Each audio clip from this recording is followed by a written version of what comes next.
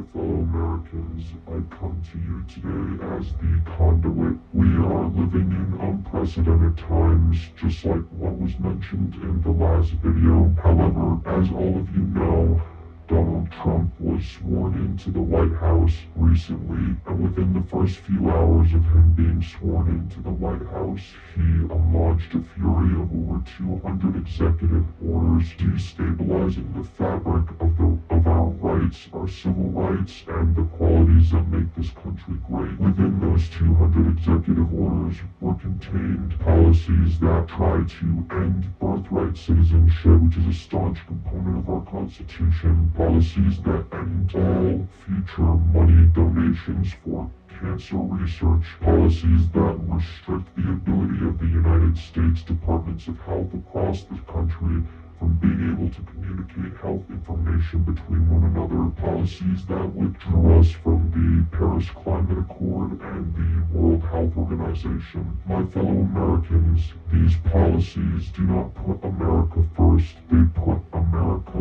back. We, the people of this great nation, have to wake up and realize that these policies are not designed to put America first, they're designed to weaken America.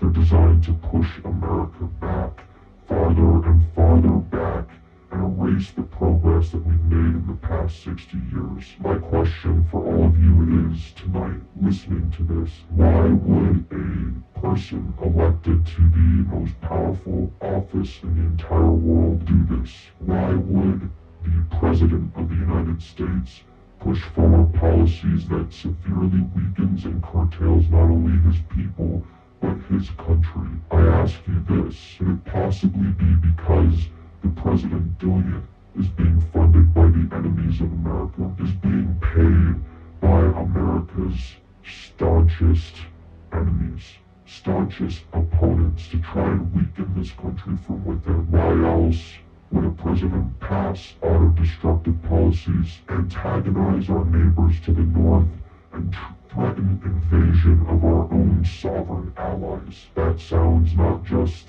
like the beginnings of authoritarianism, but that sounds like the president has an ulterior motive. Sounds like the president is being paid by our enemies to try and weaken the country from within. But my fellow Americans, I simply ask you of this tonight. Think about this critically, and do not go in to that sweet night. Rage and rage until the dying of the light. We, the people of this great nation, must resist every illegal act, every unconstitutional law, and every provision that puts our countrymen and women at risk. That is what we must do as the people of this great nation. So my fellow Americans, hear my ask tonight, and ponder these words. We are one nation under God, indivisible, with liberty and justice for all.